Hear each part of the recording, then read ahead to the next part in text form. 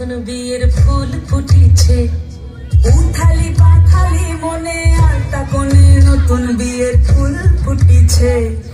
আশ্বিন ফাগুন মাসে পরান ঘাসে নতুন বিয়ের ফুল ফুটিছে।